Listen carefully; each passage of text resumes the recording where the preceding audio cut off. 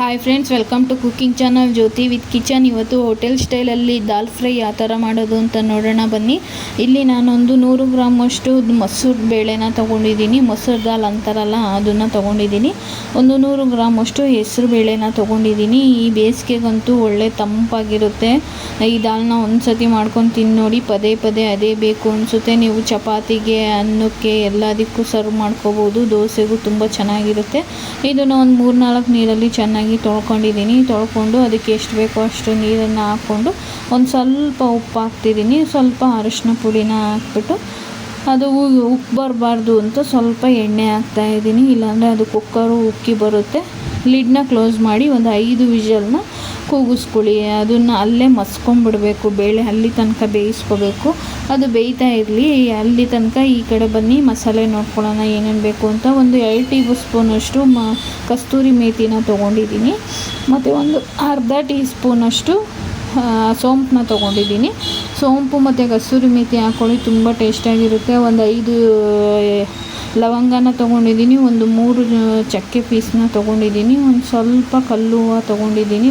ಒಂದು ಮರಾಠಿ ಮೊಗ್ಗು ತೊಗೊಂಡಿದ್ದೀನಿ. ಒಂದು ಸ್ಟಾರ್ ಫ್ಲವರ್ನ ತೊಗೊಂಡಿದ್ದೀನಿ. ಇವೆಲ್ಲ ಸ್ಪೈಸಸ್ ಹಾಕೋದ್ರೆ ಟೇಸ್ಟ್ ಚೆನ್ನಾಗಿರುತ್ತೆ. ಮತ್ತು ಒಂದು ಪಲಾವ್ ಎಲೆನ ಈ ಥರ ಪೀಸ್ ಮಾಡಿ ಎತ್ತಿಟ್ಕೊಂಡಿದ್ದೀನಿ. ಅಲ್ಲಿ ತನಕ ಮಸಾಲೆನ ಫ್ರೈ ಮಾಡ್ಕೊಳ್ಳೋಣ. ಒಂದು ಬಾಣಲೆನ ಇಟ್ಬಿಟ್ಟು ಒಂದು 3 ರಿಂದ 4 ಟೇಬಲ್ ಸ್ಪೂನಷ್ಟು ಎಣ್ಣೆನ ಹಾಕ್ಕೊಳ್ಳೋಣ. ಎಣ್ಣೆ ಕಾದಾದಮೇಲೆ ಈ ಎಲ್ಲ ಸ್ಪೈಸಸ್ನು ಅದಕ್ಕೆ ಸೇರಿಸ್ಕೊಂಡು ಚೆನ್ನಾಗಿ ಫ್ರೈ ಮಾಡ್ಕೋಬೇಕು. ಅದು ಹಸಿ ವಾಸನೆ ಎಲ್ಲ ಬಿಟ್ಟು ಘಮ ಬಿಡುತ್ತೆ. ಅಲ್ಲಿ ತನಕ ಫ್ರೈ ಮಾಡ್ಕೊಳ್ಳಿ. ಇಷ್ಟ ಆದರೆ ಸಾಕು. ಇದಕ್ಕೆ ಒಂದು 3 ಈರುಳ್ಳಿಯನ್ನು ಸಣ್ಣದಾಗಿ ಹೆಚ್ಚಿಟ್ಕೊಂಡಿದ್ದೀನಿ. 1-2 ಹಸಿಮೆಣಸಿನ್ಕಾಯಿನ ಹೆಚ್ಚಿಟ್ಕೊಂಡಿದ್ದೀನಿ. ನಿಮಗೆ ಖಾರಕ್ಕೆ ಎಷ್ಟು ಬೇಕೋ ಅಷ್ಟು ಹಾಕ್ಕೊಳ್ಳಿ. ನಾವು ಖಾರ ಜಾಸ್ತಿ ತಿಂತೀವಿ, ಅದಕ್ಕೆ ನಾನು ಒಂದು 5 ಹಾಕ್ಕೊಂಡಿದ್ದೀನಿ. ಈರುಳ್ಳಿ ಎಲ್ಲ ನೋಡಿ ಈ ಥರ ಚೆನ್ನಾಗಿ ಫ್ರೈ ಆದಮೇಲೆ ಒಂದು 3 ಟೊಮೆಟೊ ಹಣ್ಣು ಹಾಕ್ಕೋಬೇಕು. ಟೊಮೊಟೊ ಜಾಸ್ತಿ ಹಾಕ್ಕೊಂಡ್ರೆ ಚೆನ್ನಾಗಿರುತ್ತೆ ಟೇಸ್ಟು.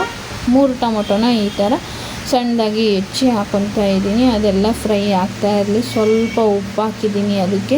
ನೋಡಿ, ಇಲ್ಲಿ ವಿಷಲ್ ಬಂದಿದೆ. ಬೇಳೆ ಎಲ್ಲ ಚೆನ್ನಾಗಿ ಬೆಂದಿದೆ. ಸೌಟೆಲ್ಲ ಸ್ವಲ್ಪ ಹಿಂಗಂದ್ರೆ ಅಲ್ಲೇ ಮಸ್ಕೊಂಡ್ಬಿಡುತ್ತೆ. ಅದನ್ನು ಮಸ್ತು ಸೈಡಲ್ಲಿ ಎತ್ತಿಟ್ಕೊಳ್ಳೋಣ. ಅಲ್ಲಿ ತನಕ ನೋಡಿ, ಇಲ್ಲಿ ಚೆನ್ನಾಗಿ ಟೊಮೊಟೊ ಈರುಳ್ಳಿ ಫ್ರೈ ಆದಮೇಲೆ 2 ಟೇಬಲ್ ಸ್ಪೂನಷ್ಟು ಧನಿಯಾ ಪುಡಿನ ಹಾಕ್ಕೊತಾ ಇದ್ದೀನಿ.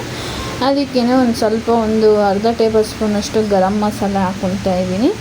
ಸ್ವಲ್ಪ ಅಚ್ಕಾರದ ಪುಡಿ ನಿಮಗೆ ಬೇಕು ಅಂದರೆ ಹಾಕ್ಕೊಳ್ಳಿ. ನಾನು ಸ್ವಲ್ಪ ಹಾಕ್ತಾಯಿದ್ದೀನಿ. ಹಸಿಮೆಣಸಿನ್ಕಾಯಿ ಜಾಸ್ತಿ ಹಾಕಿದ್ದೀನಲ್ವ, ಅದಕ್ಕೆ. ಅದನ್ನೆಲ್ಲ ಹಸಿ ವಾಸನೆ ಹೋಗೋ ತನಕ ಚೆನ್ನಾಗಿ ಫ್ರೈ ಮಾಡ್ಕೋಬೇಕು. ಅದಕ್ಕೆ ಒಂದು ಚಿಕ್ಕ ಗ್ಲಾಸಲ್ಲಿ ನೀರು ಹಾಕ್ಕೊಂಡು ಮಸಾಲಾನ ಚೆನ್ನಾಗಿ ಬೇಯಿಸ್ಕೊಳ್ಳೋಣ.